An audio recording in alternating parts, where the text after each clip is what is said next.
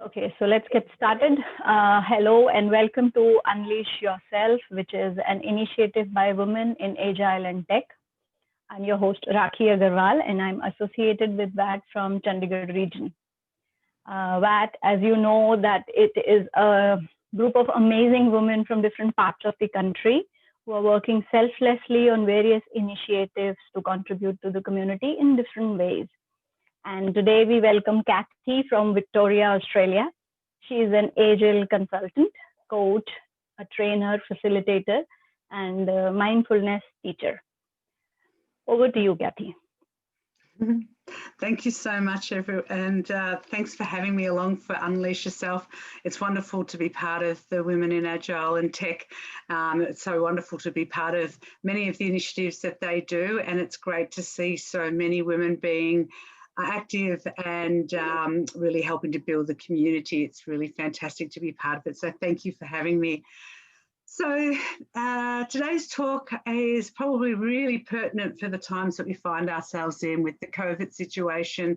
Many of us are finding it harder to cope and life's more difficult. So my session is all about talking about resilience and stress and how mindfulness is one tool that can really help. So without further ado, I will get started. So resilience, there's a lot of misconceptions about resilience, and for me, it doesn't mean toughing it out. It doesn't mean you never get stressed. It doesn't mean that some people are born with it and some people aren't, that one person's resilient and the next person isn't. It's not the case. We all know life can be super stressful and lots of things happen. Things that we don't want happen and things that we do want don't happen. Things don't turn out the same way. Doesn't have to be big things either. It can be lots and lots of little silly things like, today, for example, it was meant to be a fine day here and it rained and I had all my things outside and everything got wet. Even little things can chip away at your resilience. So one thing about life is we cannot avoid stressful events. We can't avoid making mistakes. We can't avoid failure. We can't avoid disappointment. Things don't always go our way. It is a fact of life.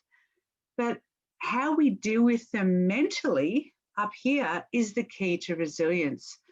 Throughout our lives, lots of things happen. And unfortunately or fortunately, as we go through our lives from birth till all the way, as things are happening to us, we're laying down the seeds of resilience or not. These things form patterns in the way that we think, the way that we cope, and the way that we view things. So resilience is just one trait or skill, really, because it's learned, that helps us deal with these setbacks, these stressful events that can happen from nowhere, and not just cope, but bounce back stronger than before. As hard times happen, we draw on these inner reserves, this inner strength of resilience, and that helps us deal with these terrible things that can happen. A few things that I think it's important to understand, that it does not mean people who are resilient don't get sad, don't get anxious, don't get upset. They certainly do. But it's about accepting things and moving forward to get past these events. Yes, things are going to happen. Sometimes they're cruel, sometimes they're unfair, sometimes you get hurt and there's a sense of unjustfulness. Terrible things happen to us individually and in life. Most of it, unfortunately, tends to be beyond our own control and unavoidable. Problem is, when we hold on to these situations, we hold on to our emotions, we hold on to these feelings, they hold us back. We feel frozen, we get locked up by them and we can't move forward. They keep us trapped. And that's what the problem is when we're trapped in these recurring thoughts and emotions. We aren't resilient. It just stresses us out over and over again.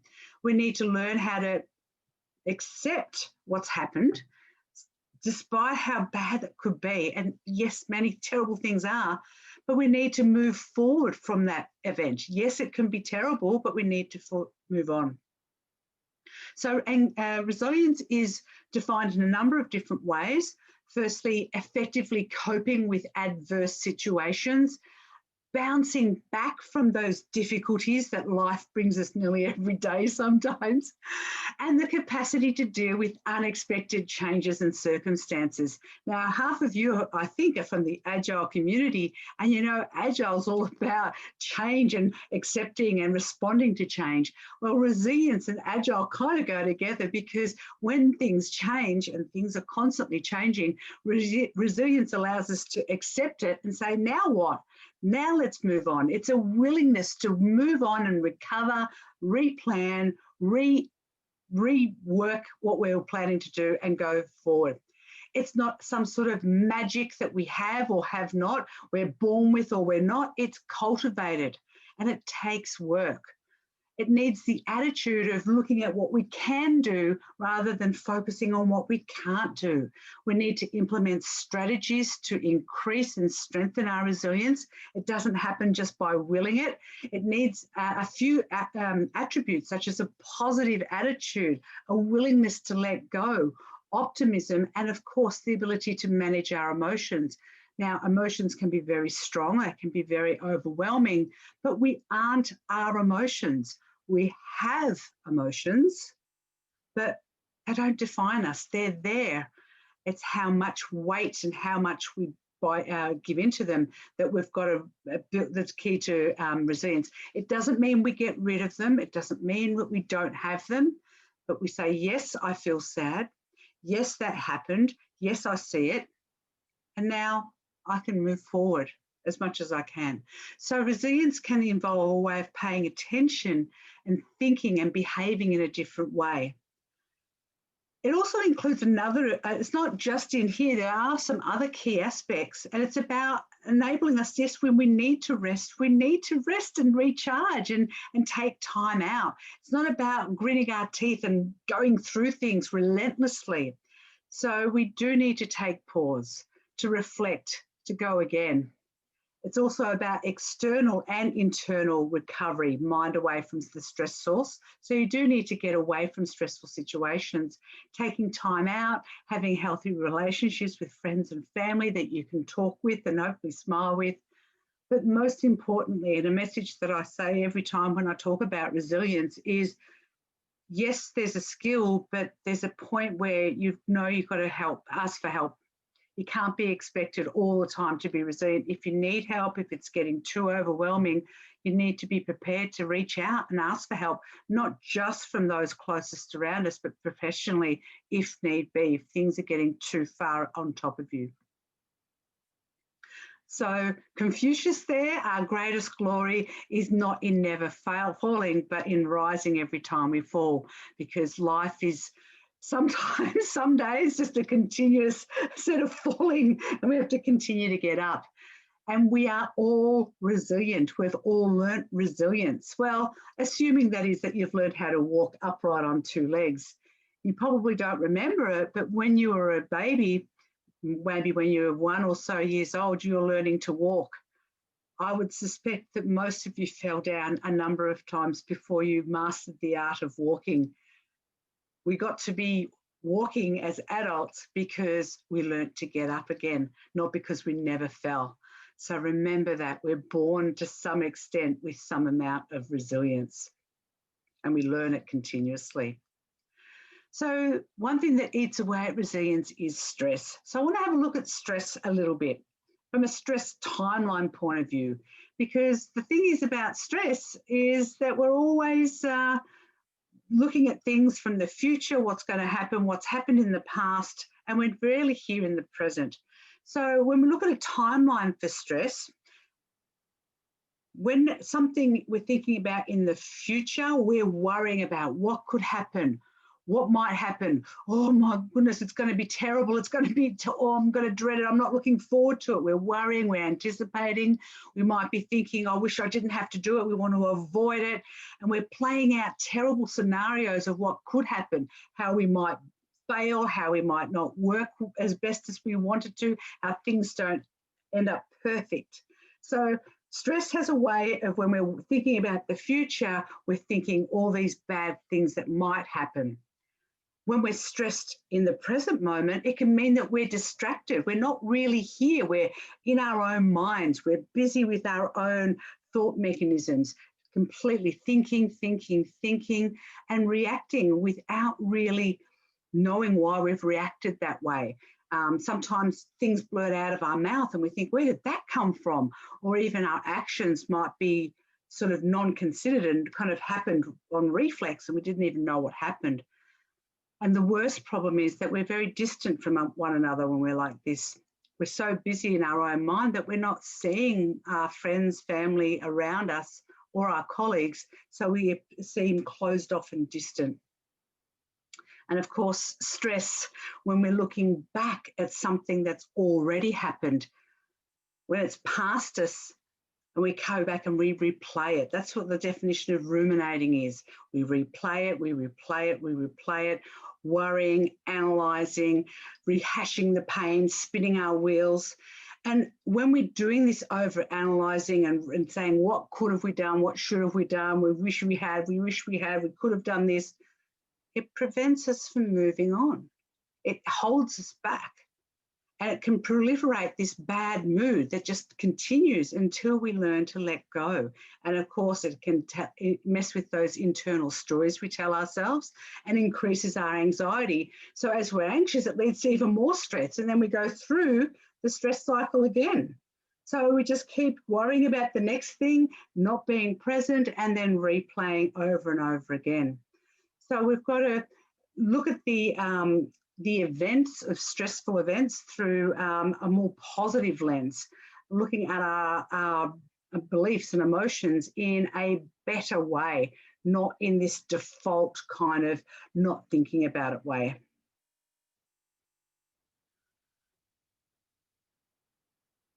Shantideva was an 8th century Buddhist monk and page, and he wrote some wonderful Buddhist texts. And of course, he was an Indian living around, I think, around the Varanasi region. I can't be sure if it was, but don't quote me on that. One of his quotes is my absolute favourite, and I live my life by it, and it's guided my life for a long time now. And I'm just putting up the quote now, and it starts off, paraphrase, why worry about something if it can be remedied? So if we're worried, if something can be done, if we can fix something that's going on, if we've got something in the future that's going to be done and we can do something about it, then there's no need to worry, right? Let's just get on with the job. Let's just plan, be prepared, and work towards a successful outcome. There's no point worrying. Let's just go forward.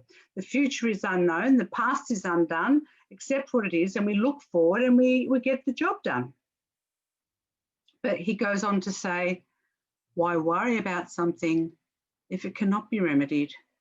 In other words, if something's happened or happening or going to happen and we can't change it, there's no way of altering its course, which is 90% of what happens in our lives, it seems some days. Look at COVID, right? Why worry about it if we can't do anything about it? If it is what it is, I can't, if it can't be undone, it can't be changed. Worrying us is only hurting ourselves. We need to accept. And acceptance is absolutely key when it comes to resilience. It's not easy. I'm not saying everything that happens is worth accepting, but sometimes if you can't do anything about it, you have no choice but to accept it and stop fighting reality, because it's that battle with reality that's actually kind of giving us blows to our minds, continuously increasing that anxiety, ruminating thoughts, and that's what diminishes and destroys our ability to be resilient as bad things happen. So mindfulness.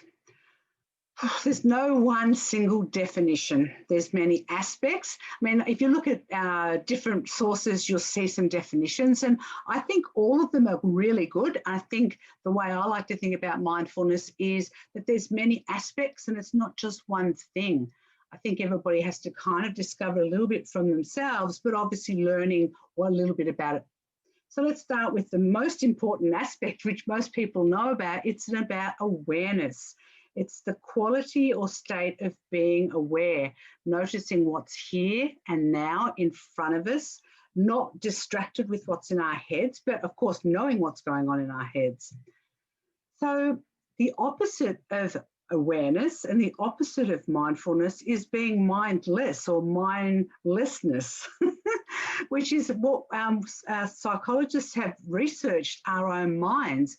And it's been shown that over 47% of our time awake is spent with our minds wandering, barely aware of what we're thinking, what our emotional states are, what our sensations and feelings are. So we're thinking, we're not really here, thoughts coming and going, thought chains going on, running on one from another, thoughts going from one subject to another without much direction, just mind wandering with zero awareness. That is not mindfulness, clearly, because mindfulness is awareness. Now, that sounds really great. You know, that inner voice is chattering away with all our thoughts. I thought it was going to be this. I wish she had done that. I can't believe that happened. Telling us what it's doing. This constant voice is digging at us, and it's all going on without much awareness. This mind chatter, what we're not aware of what's in front of us, all this comes with stress.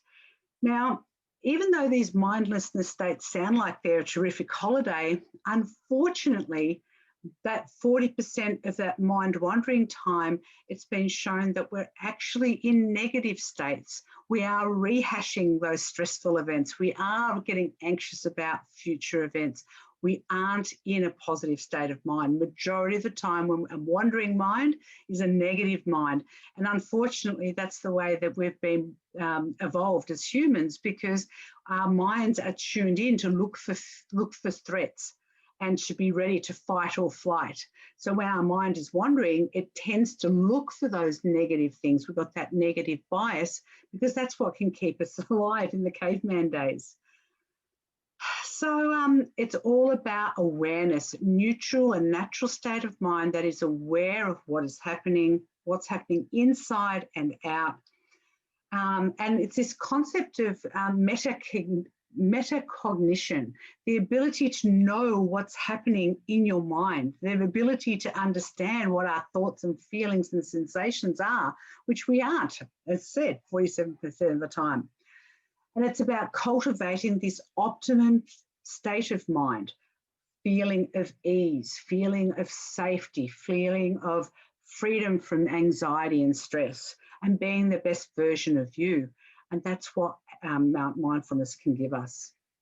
But wait, it's not that simple, because it's not just awareness, it's also about dropping judgment, dropping our perceptions, dropping our like, dislike kind of bias of, oh, yes, I like this, I don't like that. We just accept it for what it is without that tendency to say, I like those things and I hate those things and these things I'm neutral about. It's dropping all those judgments that are going on, witnessing what's happening around us and our thoughts objectively without that viewing as good or bad. So unfortunately, psychologists, again, have done a lot of research about judgments and perceptions, and 98% of the time, they jump up without us even knowing that we are having these unconscious bias and perceptions. So we have these unconscious tendencies. So awareness and mindfulness brings them to light and allows us to drop them and see things as they are, and don't let them run over us. Mindfulness is also about deliberate attention. Now, this one sounds obvious, but think about it, deliberate attention. I can choose what I focus on. I can choose what I pay attention to and what I don't pay attention to. And most of you have probably experienced this with other people, that you don't want to listen to what they're saying, so you choose not to pay attention. Maybe kids in the classroom, and they don't want to pay attention to their teacher, and they'd rather think about climbing the trees after school or whatever it is. So mindfulness has this concept of deliberately saying, hey, mind, we're not going to go and think about climbing trees. We're going to pay attention to the teacher or whatever it is. So paying attention is really about saying, hey, where is my attention now? Where do I want it to be? It needs to be there. Okay, let's move my attention over there and let's try to keep it there. And mindfulness helps us when our mind does wander away from what we want to keep attention to bring it back. So deliberate attention is really about choosing what you allow to go on in your mind, because it is a choice. I know it sounds like it shouldn't be, but it is actually a choice that you have. You can choose what you do or don't pay attention to, and that includes your thoughts and your feelings. And that doesn't mean that they're not there. Thoughts and feelings will always be there, and emotions, we're not denying them, but the more you give voice to negative emotions and stress, the more that they'll overrun you. The more that you say, I don't want to think that way and I'm going to think this way, the more likely you're going to cope better and increase your resilience. So it's not about getting them rid of, not at all. It's about watching, bringing awareness into what is happening, and then choosing a bit more wisely. The last aspect of mindfulness I just want to quickly mention is this openness, this acceptance of this is what it is. It is what it is, and I'm open to seeing it what's and all the way it is right now. Not how I wish it was or how I wish it wasn't. It's about this is what it is. So we can, from this point of awareness with all of these aspects, we can respond to our thoughts and our external circumstances with more control. Rather than these knee-jerk reactions, we can just see passing phenomena for what it is and direct our energy more wisely. So mindfulness does not get rid of stress. It allows observation of what's happening, to be with whatever is going on around us as it is, and not let these thoughts and emotions overrun us. We can feel them, we can accept them, we can understand that they're there and say, okay, now what? We can have a positive attitude. Okay, yes, this has happened. Now we can get through this. We can get through this. Yes, it's bad, it's terrible, it's this and it's that, but we're going to get through this. We're going to set into motion the next steps. Right, now what? Now next, let's go. Instead of being trapped in that mind. So we move forward with a more positive frame of mind and not let that ruminating mind to going back and rehashing things over and over get in our way, because that's what holds us back. So a positive attitude is something we can choose. It is your choice to have a negative or a positive attitude. So mindfulness allows us to identify when that inner chatter, that inner voice is being negative. Mindfulness brings awareness to that negative self-talk, those negative things, the terrible things we tell ourselves. And mindfulness says, no, I don't want to hear that. I'm not going to think that. I'm not going to say that to myself. I'm going to go this way. I'm going to say more positive, helpful things. I'm not allowing that negative talk to continue. It's a way of saying to that inner voice, be quiet. No, I'm not going to think like that. I'm going to think this way instead. And trying over and over again to remember to stay that way. That's where the awareness and the attention comes in, so we can detect if those negative thoughts are coming over us, and we can cut them off before they get a hold. From this way, we can see what's going on inside and out and respond and regulate how we will choose our behaviour, choose our actions, and choose our thoughts. So let's look at stress less. So that time frame we were talking about before. So with mindfulness, when we're looking into the future of what's happening, what's coming up, we can say, yes, I'm planned, I'm prepared, and I've got peace of mind because I know what I'm doing. I'm ready to go forward. I don't have to worry because I've got everything. I've equipped myself with what I need, and I'm ready to go into the future, whatever the future is, that meeting, that terrible interview, that difficult stakeholder, that meeting with the boss or that customer.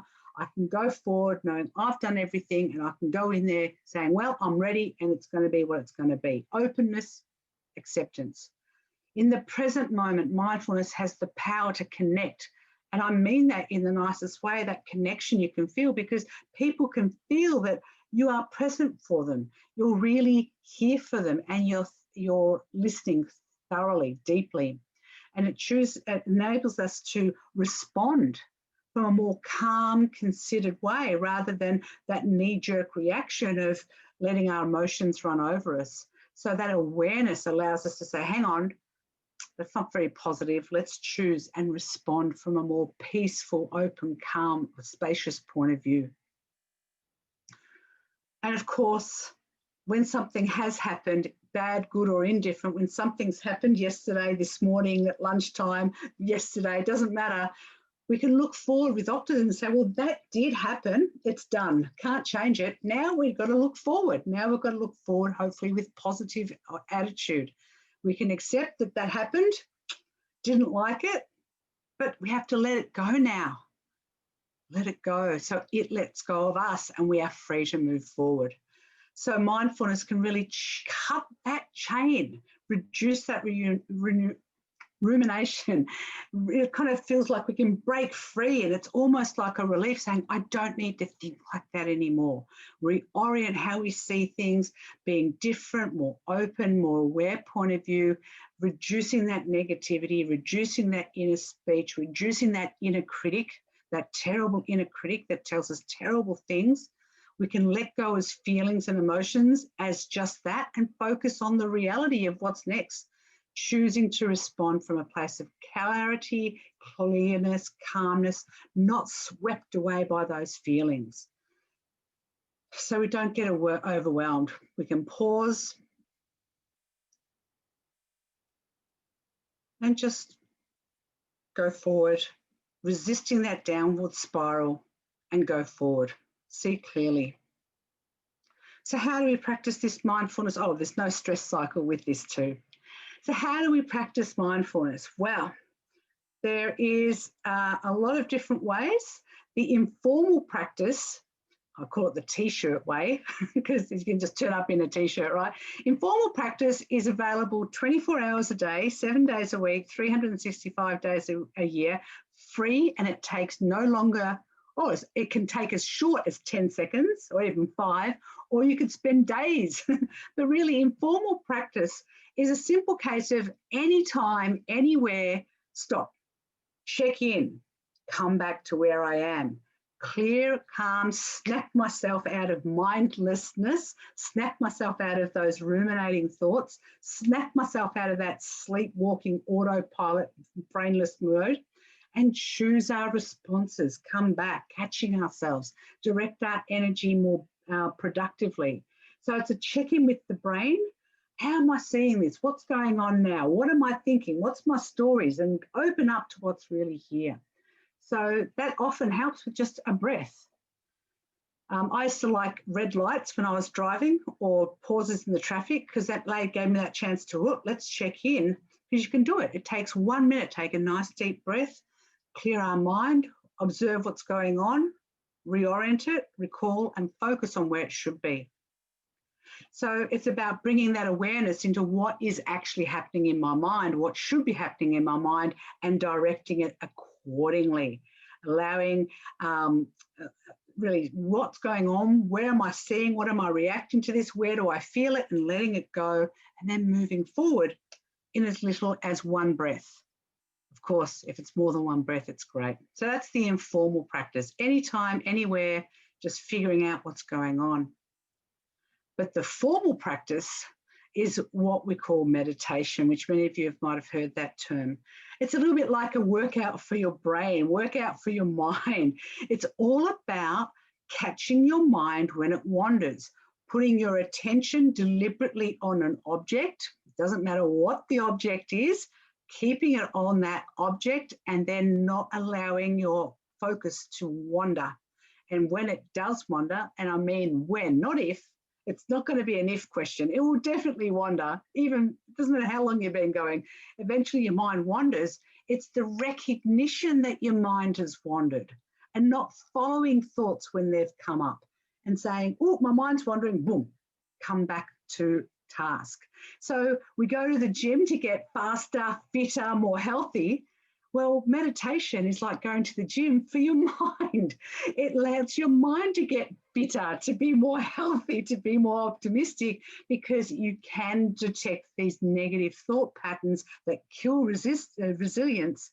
You can find them and kill them and say, well, not kill them in a nice possible way, but get rid of these negative, unproductive ways of thinking that kill resilience and increase stress, and say, hang on, oh, I've caught myself. This is the informal practice.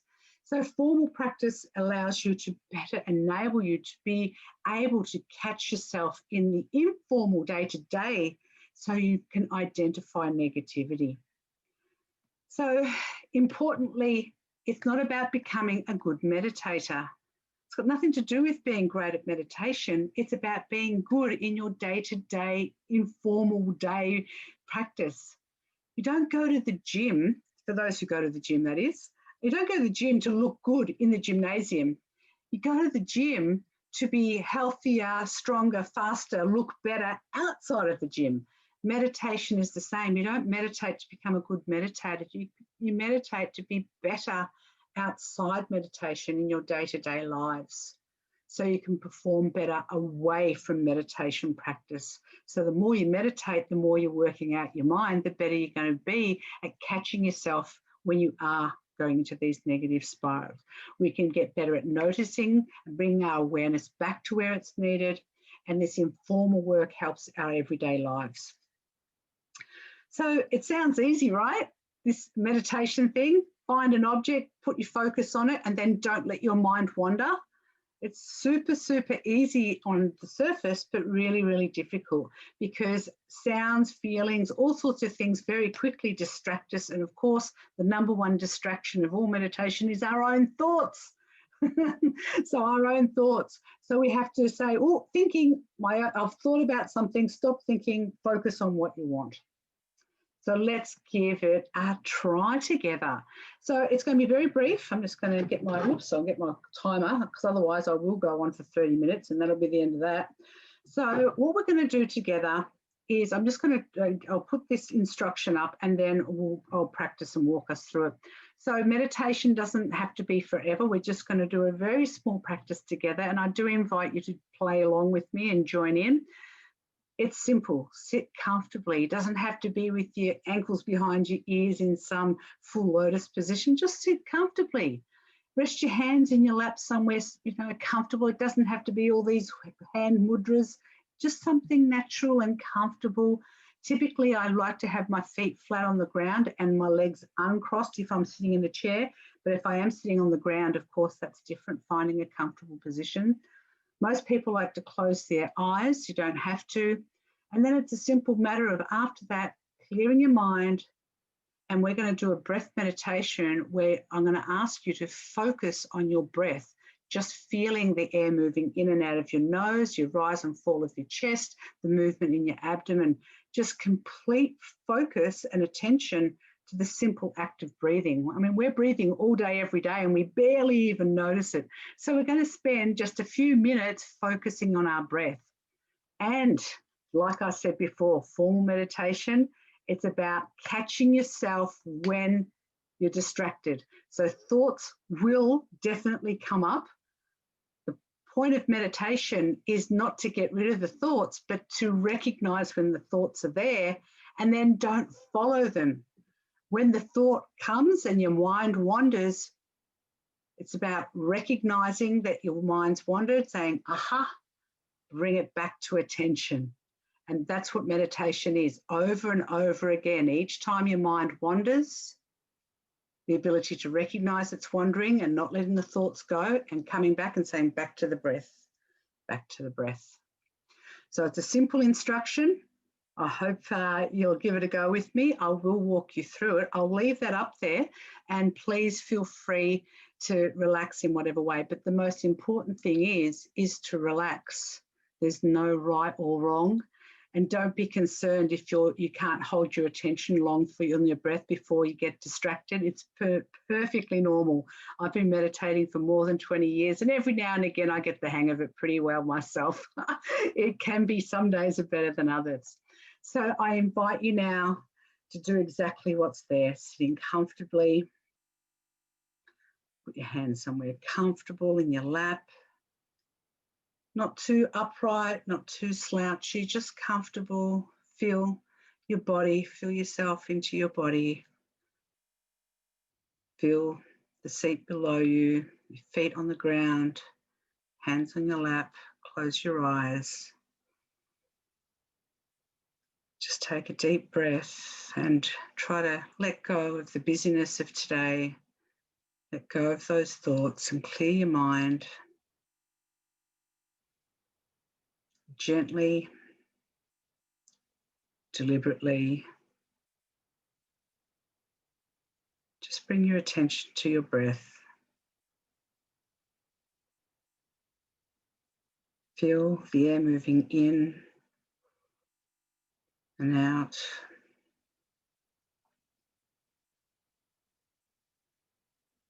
Notice the air movement in your nostrils or mouth as the air enters and leaves. Just focus. Focus on the sensation of breathing.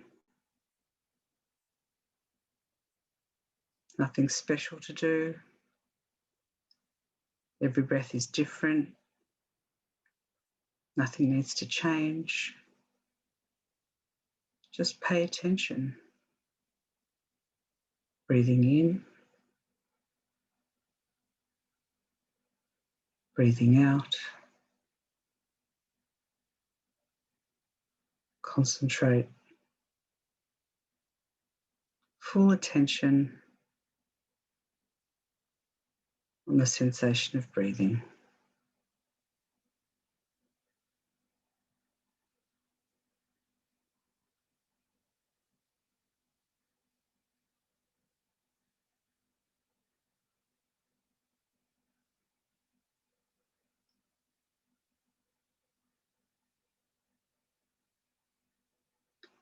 If your mind is distracted with thought, that's okay. Just recognize,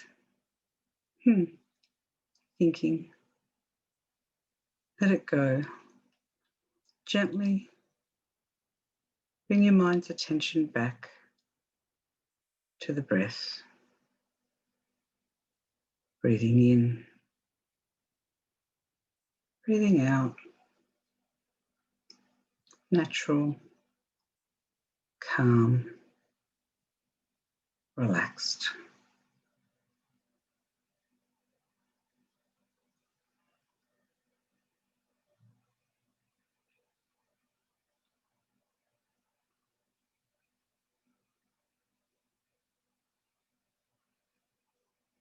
If a thought comes, and they will, don't follow them. Gently acknowledge and patiently bring your focus back to your breath.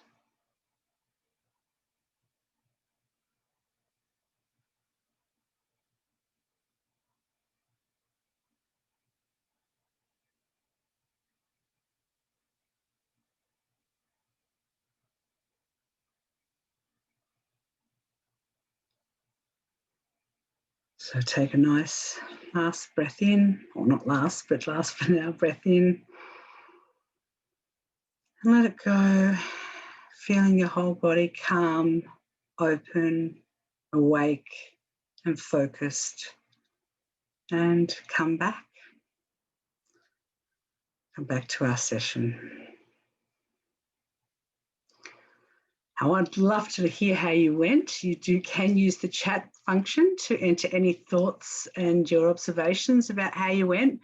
That was barely a few minutes of meditation. It can be as short as 30 seconds or 10 seconds, just 3 breaths in and out in a row with complete full concentration on your breath without all those distractions is enough. That makes a big difference. 3 breaths, barely 10 seconds. Of course, you can sit in meditation and for hours if you're really keen. Probably not the best for a beginner, but certainly I've done, and I'm sure many of you have heard of long vipassana retreats, etc., where you meditate nearly all day, every day. I love it, but my feet don't. So I'm going to wrap it up there. I'm just going to put up a quick screen just saying, when we talk about mindfulness, there's resilience is what our focus is on today, but mindfulness has many benefits in communications, agile. I do a lot of work with agile teams, and I introduce mindfulness to help teamwork and collaboration. I believe in this concept of mindful agile mindset, and being focused on the mindset and catching it when we don't have the agile mindset. That's something I do a lot of work with agile teams with. But about focusing, really clarity, creativity. There are scientific links between mindfulness and the increase of creativity that, of course, leads to better innovation. And there's also research to show that mindfulness can improve our health, as in physical health, blood pressure, immune response, but most importantly, happiness. But don't take scientific research or my word for the benefits of mindfulness. It costs you nothing. You can do it as long as or as little as much as you like, and see if you find benefit from it. See if there's something you can find, anything that you find that mindfulness helps you to be better. So really, when it comes to resilience, things don't often go as expected. Look at COVID. The future is unpredictable and unknown. The past is done, can't be done. Expectations are always going to be, we're going to be let down. There's no point resisting. It's not going to help us. It's our attitude that's going to help us. As we become mindful, we can build these inner resources, strengthen our resilience, and avoid seeing things as insurmountable. We can be comfortable and confident. We can get past it by allowing us to adopt these better mind states. But of course, mindfulness is all about not letting negative ones go away. We have a choice. We can't control life, but we can choose our response and our attitude. So mindfulness allows us to de-center this stress and enables our core resilience. So anytime you can pause, step back, reflect what's going on, shift my perspective, create options, and then choose my actions wisely. I hope you've enjoyed a little bit. I mean, this is one of my favourite subjects. I could go forever, and there's a lot behind it. So I'm going to stop there, and I want to hear from you and take some questions and some comments on anything that you'd like to question or share, if there's anything you'd like to share.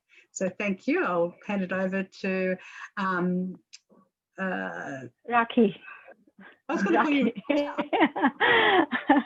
Thank you so much, Kathy. It was such a brilliant session, and the small brief meditation was awesome. It was miracles, at least for me, because I was running the entire day, and then suddenly the session was handed over to me, and it was the stress level goes up. So thank you so much. It was a brilliant session. And now I would request all the participants, if you are comfortable, it would be great if you could turn on your videos and come up with your questions. I can see there are three comments in the chat. So Tanma, you've written a beautiful comment. So it would be great if you could turn on your video and communicate yourself, if that's okay with you. Lovely to see you there. Thanks, Trina. Yeah, it'll be great to see you guys. Yes. Hi, Tarna. Hi. I just found it very, very odd. And in my brain, I had one thing on top and one thing underneath, and I could not get rid of the other thing. And it's so stupid, so irrelevant. And it was literally, my daughter wants a phone case, and that was what was there. I just couldn't get it out of my brain. It's not silly, and it's so common. In one of my meditation sessions, it was the funniest thing. We were sitting there, and I had a small group. It wasn't too huge. And in the middle of it, maybe 5 minutes in, this lady who'd been coming for ages jumped up as if something had bitten her. She goes, oh my God, I've left the cooking on the stove. And she's run out because it came up suddenly. It sort of was permeating about dinner. And then all of a sudden this thought came and she realized she'd left the burner on. But it's really common that thoughts get stuck. And it's not just thoughts about your daughter's phone case. It's thoughts about, oh, that I'm so upset with blah, blah, blah, or that shouldn't have happened. And these thoughts are what are so mischievous because they can lock us down. So learning to say, okay, come on, mind, we're going to focus on this. And it takes practice. It's definitely at the beginning. It feels like your mind's abnormal. You feel like, how can this be happening? I can't focus on my breath. I'm too busy thinking about such and such.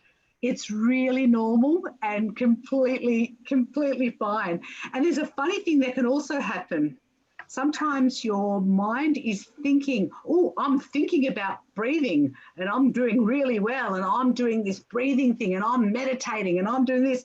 And in fact, you're not meditating because you're focusing on that inner voice and you're not really focusing on the breathing. So it takes practice. And as I said, even after 20 years, I'll have times when I just can't let my mind is too busy with whatever, but it's that practice, that's going to the gym. Remember, people with the great big muscles, not mine, mine have flabby arms, but those people with the big muscles aren't born with the big muscles. They go to the gym and they work out hard. And that's how they get their big muscles. It's exactly the same. Mindfulness meditation takes that practice, and it's going to perhaps be a bit painful and feel unnatural, but the more you do it, the bigger your muscles get. And that's the mind muscles, of course. Yeah, thank you, Kathy. Yeah. Beautiful Yes, session. That is the muscle of the awareness, right? The awareness tells us that every moment we have choice, because when we feel powerless, we feel powerless because we think we do not have choice. The moment we have awareness, we know that we have choice. That's right. That gives us empowerment. Yeah, we think we are our thoughts. We think of our thoughts as something we're entitled. Oh, I'm allowed to be angry. Exactly. I'm allowed to feel disgusted. But it's a choice. You can think that way and you can let that happen, or you can say, you know, my daughter used to think it was almost more frightening because at one stage she broke something in the house, and it was something that I really liked. And she was waiting for me to explode. And I looked at it and I said, you know that you've done wrong. You can't undo it. So what do you want to do? And she chose her own punishment. And she said it was so frightening because she was expecting me to really tell her off. So yes, I was disappointed, but it was gone. It was done. The thing was broken. It couldn't be fixed. The more it's like this, there's a wonderful story about the arrow, like is an arrow who hits you twice. So if you're hit by an arrow in your arm, the first time it hits you, you're going to feel pain. And because the arrow has pierced your skin and injured your body. But then after the arrow is gone and it's healed, the arrow can continually re-wound you, because each time you think about it, it'll just hurt you again. Even though it's not there, it's fixed, it's healed, it comes back and hurts you. So there's no point. You're right. It holds you back. Pain can be memory also. Oh yes, it's in so many forms. There are so many ways that we can injure our own way. But the more we focus on that painful stuff, the negative stuff, the horrible stuff, and there is terrible things that happen to each and every one of us, without a doubt. But it doesn't help us to let that thought, those emotions overwhelm us. We've got to say, yes, I know that that's happened. Yes, we have to acknowledge it's happened. It's not a denial. It's not it didn't happen. That's true. It's an acceptance. It's not about avoiding it. It's accepting it, saying, okay, that's happened now. Acceptance. It's happened. Acceptance. Kathy, have you heard of this form of therapy called tapping. Oh, I'm EFT, sorry, emotional freedom technique. Have I, you heard of I've, this? That there is a modality called emotion. Okay, let me type emotional freedom technique. I haven't heard of that one. EFT. Oh, no, maybe I have. I don't know much about it though. I can't say I know a lot about that stuff. Okay, yeah. I'll look into it. I have heard of it, the term, but I can't say I know a lot about it. But I'm very interested to learn more. Definitely. So they actually did two things. They actually took the meridian therapy from the Chinese medicine and the NLP concept. So it's based on some of affirmation, but actually it starts with acceptance. When you're trying to change any behavior and you're struggling to change, right? The first form is accept. You accept that you have that behavior. So you get out of the denial, and then there are certain phrasing using NLP which you do with your meridian points to get away. So there is a script to it, but the whole foundation is acceptance. Yes, and it's acceptance and letting go, but not about denial. So Yes. The moment you accept, you take responsibility that you can do something about it. As that's long as it. you're denying, you are not accepting the responsibility. That's right. That's exactly right.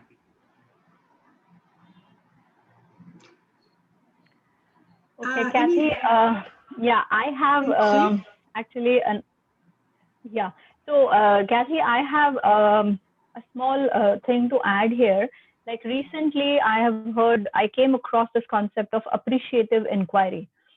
So, which is about, that we build our own stories when something happens. So we kind of, stress ourselves by thinking negatively, like you just said. So and in this concept they say that you inquire about the circumstance or the situation in an appreciative way and try to look at a different picture. So maybe the picture that we are creating, things are absolutely different from that. So it allows your mind to creatively think about other possibilities from a different perspective. So I think that also helps. So this is just my question, that if when you say that deliberate attention, is it something similar to appreciative inquiry? It sounds like there's that deliberate attention of saying, well, I'm going to focus on something positively. It's that deliberate way of saying, mind, we are not going to think negative. We're going to think positive. So it is a deliberate routing of the thought process. So it's really about saying, deliberate thought mechanisms, whereas deliberate attention is what I do or don't pay attention to, whereas that's going the next step almost to say, well, I'm not going to pay attention to this, and I'm going to pay attention to that, and then I'm going to encourage those positive, more beneficial thought processes and kind of talking to yourself in that way, because that inner voice, we all have it, and that inner voice talks very negatively most of the time. So what you're talking about is almost that's become that positive, and that takes mindfulness to stop the negative side and allow the positive side to thrive. So mindfulness, I think it's not mindfulness isn't the same as that, but all of these things, mindfulness, it has to be applied to, because if you're not aware, again, I'm sure you probably know that we're not aware of half of the things that are going on around us. If we haven't got the awareness, we can't put these things into action. So that awareness is where the mindfulness comes in. And then those other practices can really benefit from the mindfulness that allows us to hang on a minute, what's going on? Whoop, caught myself. Now I can direct myself the way I want. Yeah. Kathy, can I add a little bit onto it, what you said? Sure. Actually, yes, the question on good is appreciative inquiry. There are other forms like humble inquiry. I think the fundamental is that how to avoid judgment, right? Because when we are a coach, we are looking at a coachee, and the coachee may be struggling with the life. But if I judge that nothing can happen, then there is no possibility. So what is the opposite of judgment? I think the opposite of judgment is curiosity, that I'm curious that there is a possibility for something to emerge. And that can happen through appreciative inquiry, that can happen through mindfulness, that can happen. The inquiry, because opposite of inquiry is advocacy. So we are moving from that realm, right? When we are command and control, we are saying we are expert, we know everything, we do advocacy. But now in a coach, when I'm a coach, I'm saying there are all kinds of possibility, and I just need to deal with my judgment, no judgment, just curiosity and compassion. Beginner's mind, yeah, beginner's mind. In beginner's mind, everything is possible. In an expert mind, nothing. So it is, I think that's a wonderful thing. Great one. Yep. Letting go, because we are a product of all our opinions. From the moment we're born to right this minute, we're forming judgments and they become patterns. So we've got to learn to drop them. And that takes mindfulness to drop them, because they're very strong. That's the way we've survived. So when you're coaching a team, to say, well, if you've got that, if you're coaching a scrum master, which I do a lot of, you've got to say, oh, instead of saying, you know, we want to judge, saying, oh, I can't believe they don't know that, you know, because we do. We say, oh, I can't believe that they've got their scrum master certificate. They should know blah, blah, blah, and they don't. They're not acting it. And so we go into judgment and we think, oh, instead of saying, I wonder what's going on. I wonder why they're behaving that way, even though they know that. So it changes everything, because we've gone with that curiosity as the first, not the judgment as the first. That's wonderful, Tamoi. I love that. Thank you for bringing that up. But it needs deliberate practice, because by default judgment is there, right? Absolutely. That's why going to the gym with the meditation helps the mindfulness in every day, that we can, well, hang on, stop judging, turn it around, make it curiosity. Yeah, fantastic stuff. I hope it's been a good session. I hope that many other people will see this in the recording. Is there any other questions before we wrap up for today? Anybody else would like to raise anything? I guess no, because these were the only questions we had. So thank you so much, Kathy, for such a great session. I think practice is the key, and all these habits and everything that we are, you know, we are conditioned for such a long time doing the same things again and again. And I think it is just by practice that we can break those old habits and bad habits of, you know, subconsciously and unconsciously thinking about things which are just wasting our energy and focus. Yeah. And I also think thank you so much. Yeah. And I also think it's so important for agile teams. They don't have to be mindful practitioners, but when we're talking about agile mindset, the agile mindset can be very foreign to many people, because they are wanting to hold things. They don't want to accept change. They don't want to be flexible. They don't want to do, you know, they don't communicate effectively. I think mindfulness and agile together are a very powerful combination.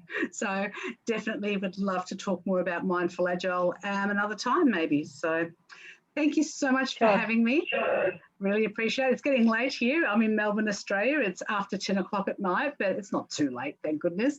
But I hope you all have a wonderful weekend and enjoy your day, and stay safe and stay well to you and your families as well. It's terrible times everywhere at the moment, so stay well. Thank you, Kathy. Thank you so much. Thank you, Tanmay. Thank you, Sarana. Bye-bye. Take care. Thank you. Thank you.